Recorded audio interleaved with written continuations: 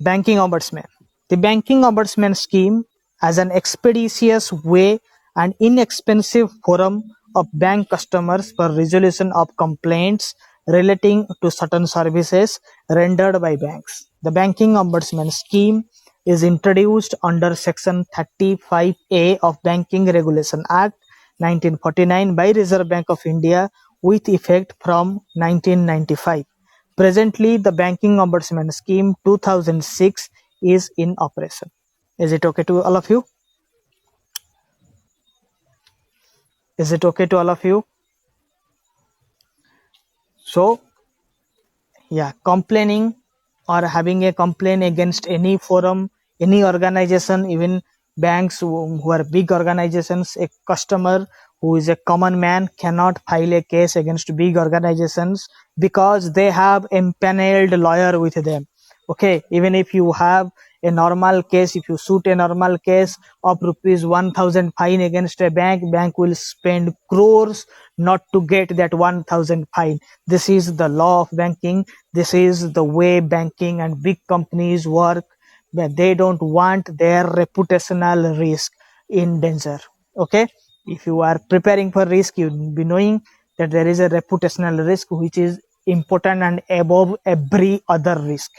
Okay, if you don't have a reputation, there is no use of managing credit risk, there is no use of managing anything, because without reputation nobody is going to come, nobody is even going to come to my classes if I don't have reputations. So as today, in banking, in every successful business or any successful individual life, only one thing is important, is that is reputation. Okay, these Bollywood fellows, who why they are struggling, they are having so much of money, but with the exposures of Arnab Goswami, why they are so rattled? Because they only deal with this reputation. Once this reputation is out of their hand, people start neglecting them, they will have no business. So banks, in similarly, banks spend crores not to get a 1000 rupees fine. Once there is a 1000 rupees fine imposed on a bank, what will happen? It will be immediately floated in financial newspapers, even in normal newspapers. So that will drag the profitability of the bank, that will drag the business opportunity of the bank, that will drag the customer base of the bank. There will be a run on bank, because people in India are they flow with the sentiment. Okay, so even in outer worlds, even if this is a general concept, understand, bank, if you think that it is a 1000 fine on bank and bank is going to pay it, he will not appoint a lawyer who takes 5 lakhs of fee for single hearing. No, it is not. For to not to get that 1000 fine imposed on the bank can spend crores of rupees. This is the phenomena behind not getting any regulatory penalty or any penalty by any court. Are you getting it? So this is a forum where speedy resolutions is made and not expensive for the customer. Getting it? Are you getting it? Appointment and tenure. The Reserve Bank may appoint one or more of its officers, the rank of chief manager or general manager, to be known as banking ombudsman. Okay, and it should be maximum for 3 years. These are MCQ questions. Whatever I put, that are important. Okay, I don't add anything that is not for your preparation point of view important. Okay, so anyone who is chief manager plus chief manager and above in Reserve Bank of India or a general manager cadre, he will be posted as a banking ombudsman and his tenure will be for 3 years. Is it okay to all of you? Is it okay to all of you? Banking Ombudsman's role. The Banking Ombudsman shall receive and consider complaints relating to the deficiencies in banking and other services, allied services, even in services of third party where fee income is there for the banks, there can also be Banking Ombudsman complaints. The Banking Ombudsman shall send to the Governor Reserve Bank a report on 30th June every year regarding the activities of Banking Ombudsman. These are important dates. These are important things. Nowadays, they are not going to ask you questions directly related to the banking history. Okay, there was a time when it is asked, which is India's first bank? When did the State Bank of India Act was enacted? What was the name of State Bank of India prior to independence or prior to 1955? Okay, which of these banks were merged to become State Bank of India? These questions are nowadays not being asked.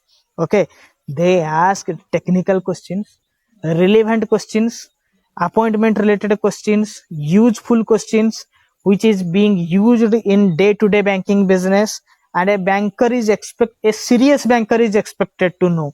Okay, but many bankers, if you go inside a bank and ask these questions, even bankers working in banks don't know about banking ombudsman. What they will tell you, what is that? Go and take a survey. I assure you, you will find one or two banker in every bank branch who is not knowing about banking ombudsman. Okay, not even knowing about the name of banking ombudsman. Okay, so this is the level of seriousness of them. This is not their fault. This is the workload. Okay, and forget about the appointment, etc. So questions are nowadays being asked about all this. Who is banking ombudsman? Who appoints them?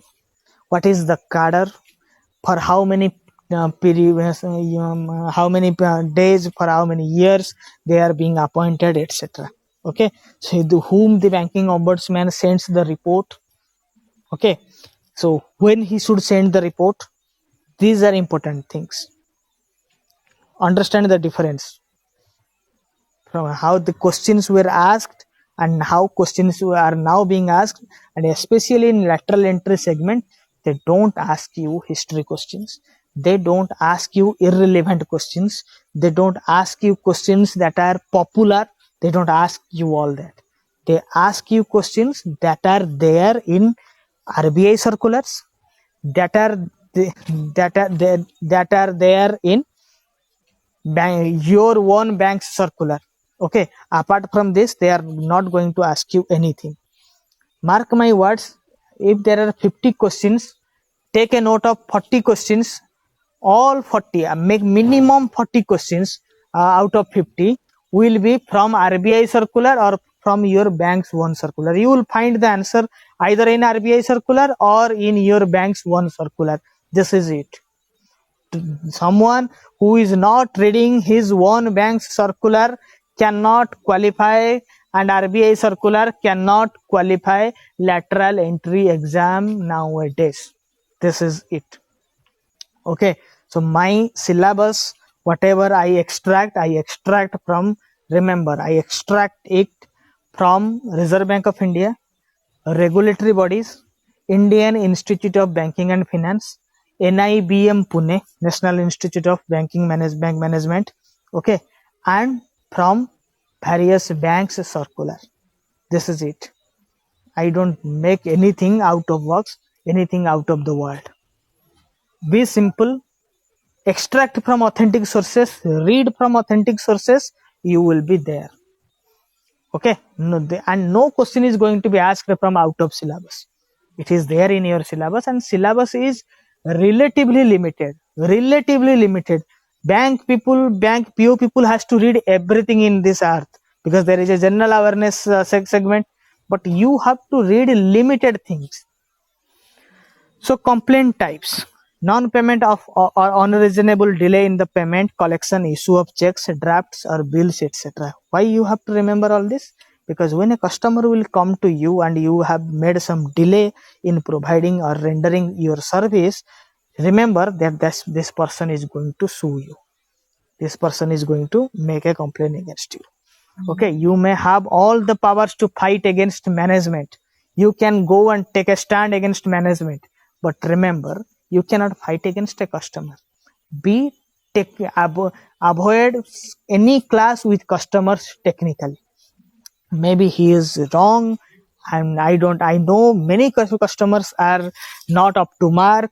They just think bankers as their servants, but still you have to technically avoid a tussle with your customers. Okay, always have fight with your peers, always have fight with your someone who is superior to you, but don't never ever indulge those who are below your cadre, or those who are outside your that what is that said outside your that cordon, that banking platform, like customers.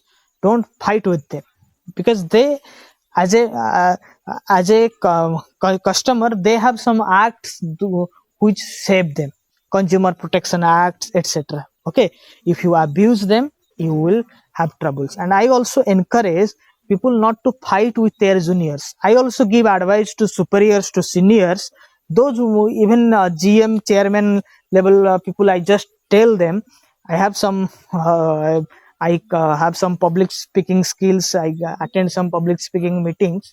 So I was into this Vedant. I was there into the Vedant Limited, Vedant Alumina Limited's one of the forums. I was invited as a guest speaker. I was even their chairman was there. I was telling them, just not indulge in a fight with your juniors. Someone down the line, you are going to lose it. You are going to lose the battle. Be assured you are going to lose the battle. Understand you have a limited bandwidth.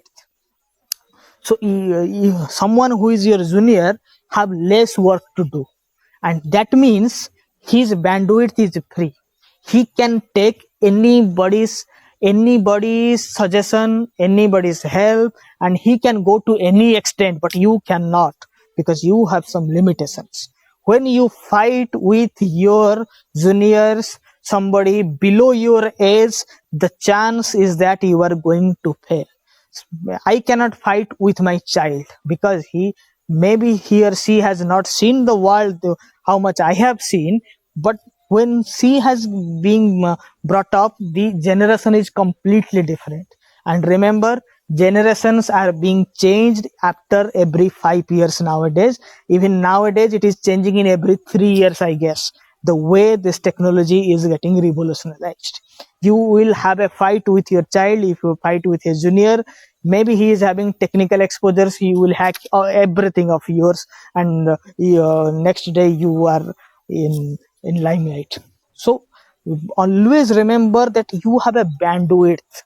Okay, I, as a manager, as a leader, I don't run behind my juniors. I never run behind them. I said, do whatever you want to do. You are those who are in sales, go. You are here in a meeting, go to your home. I am sending you to the market, but you can go to your home, you can sleep whole day. I will not follow you, but at the end of the month I will ask you about the business. Because if I will say them that don't go to your home, don't go to the parks in working hours, I will have not the bandwidth to check them. Am I right? I cannot check them. If I will catch one of them, the other one will bunk. So it is better, have some faith. Don't trust them. I am never saying to trust them. You pretend that you have trust on them.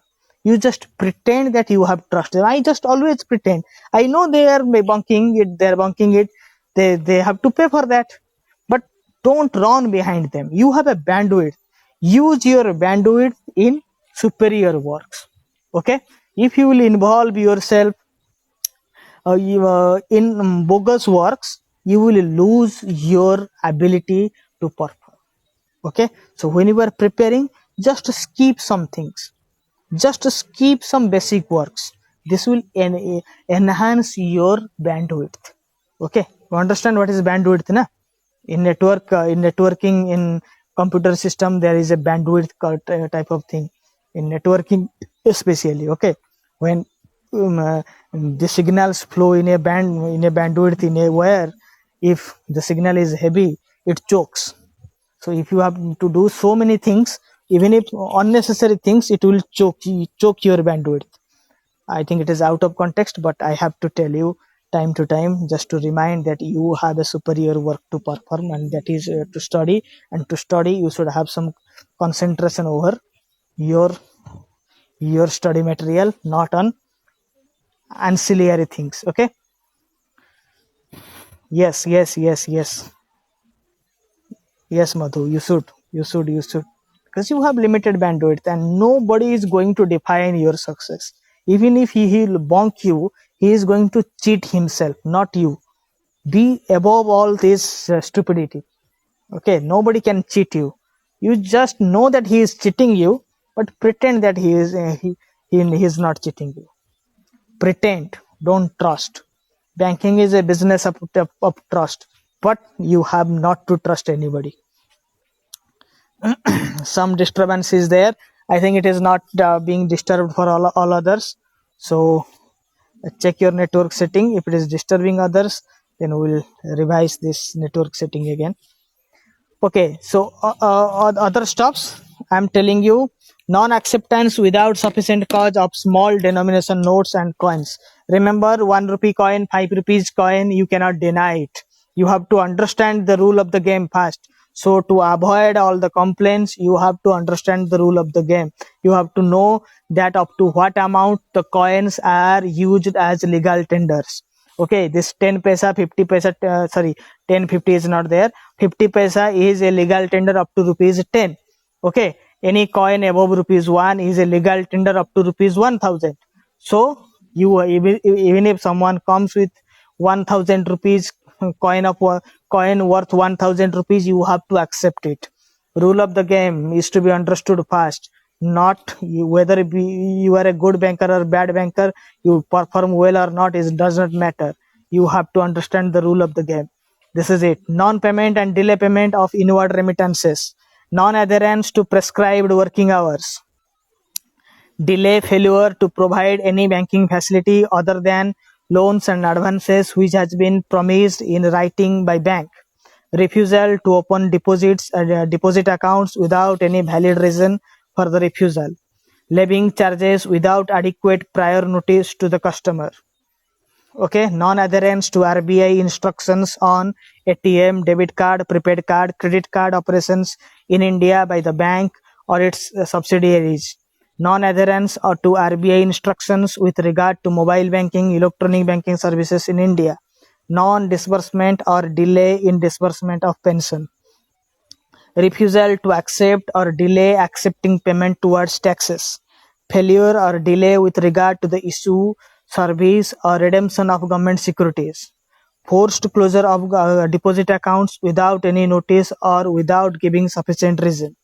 Refusal to close or delay closing accounts, not following the fair practices code as adopted by the bank, violation of RBI directives including the matters related to the third party product, non-observance of RBI directives on interest rates, delays in transaction disbursement, or non-observance of prescribed time schedule for disposal of loan applications, non-accepting applications for loans without furnishing valid reasons to the applicant, non-observance of any other directions or instructions given by Reserve Bank of India as may be specified by Reserve Bank of India for the purpose from time to time.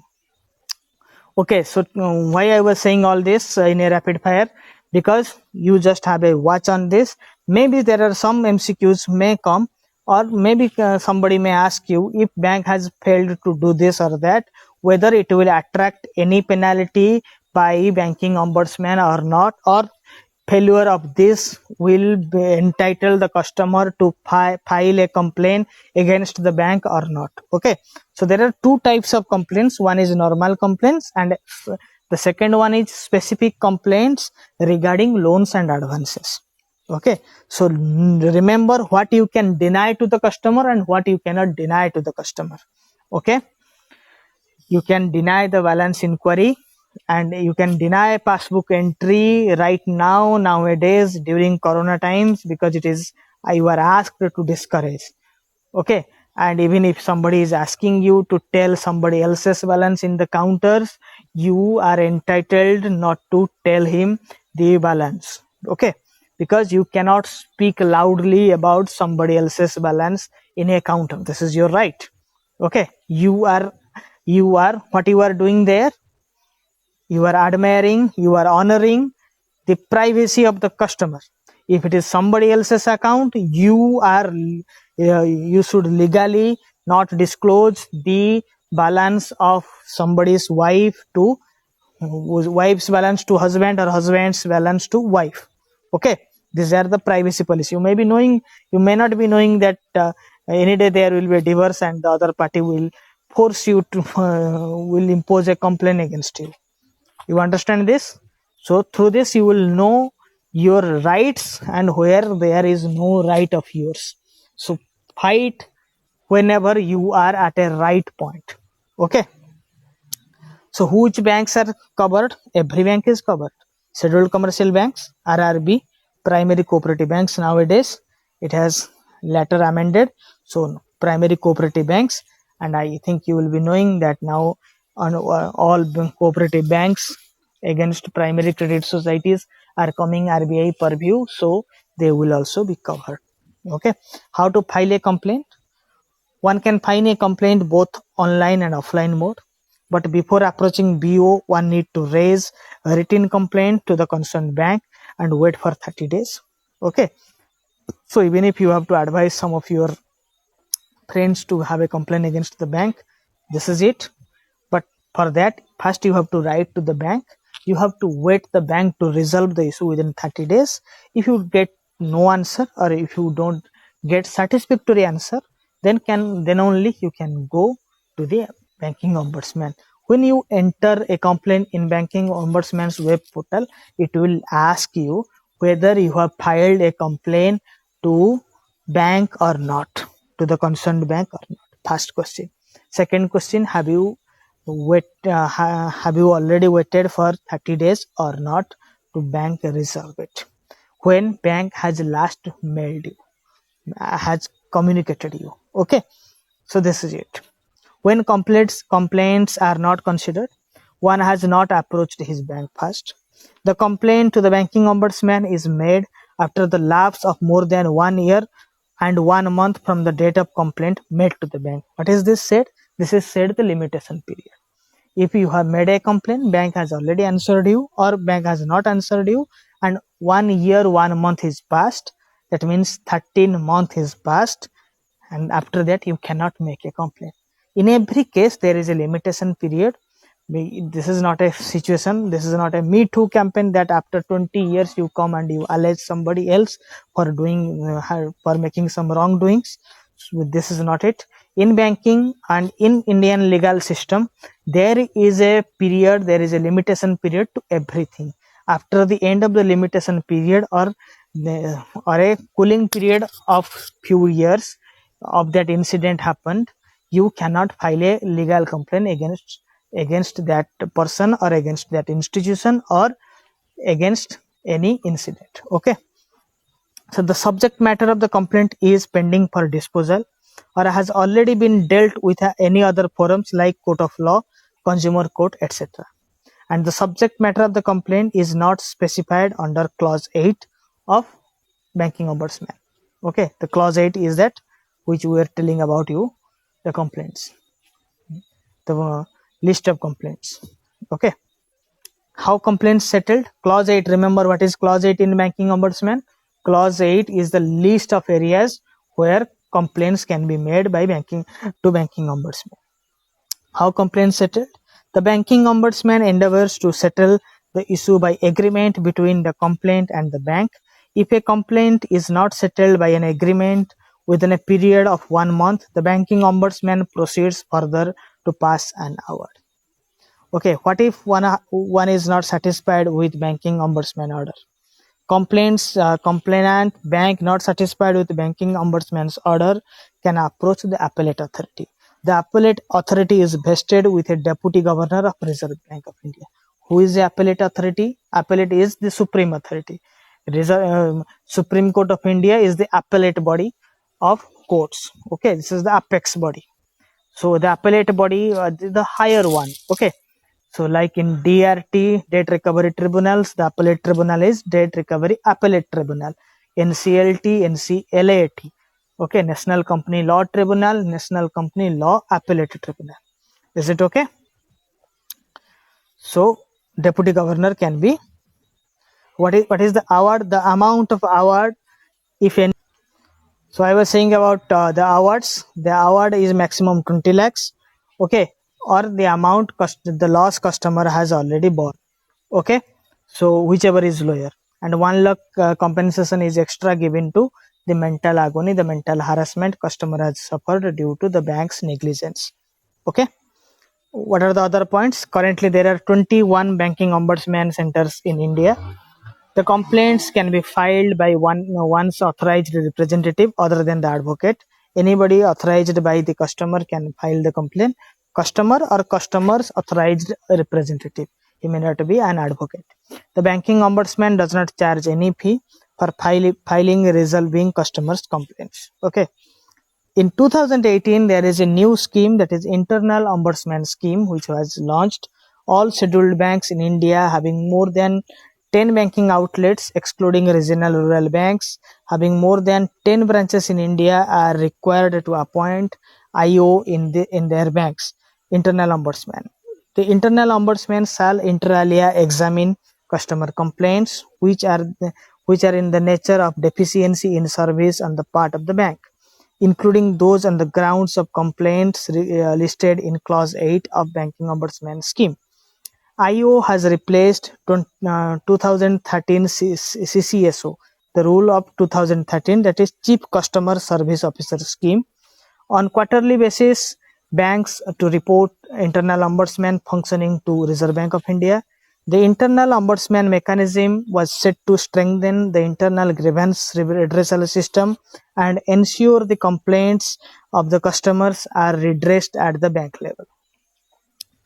IO can be retired or serving officer, not below the rank of Deputy General Manager, and having minimum 7 years of work experience in banking, regulation, supervision, payment, settlement, consumer protection, etc. IO shall not have worked or working in the bank where he has to be appointed. IO shall not be above 70 years of age, and his tenure of appointment should not be less than 3 years and not more than 5 years. The scheme is being introduced under Section 45L of the Reserve Bank of India Act 1934 with effect from 2018.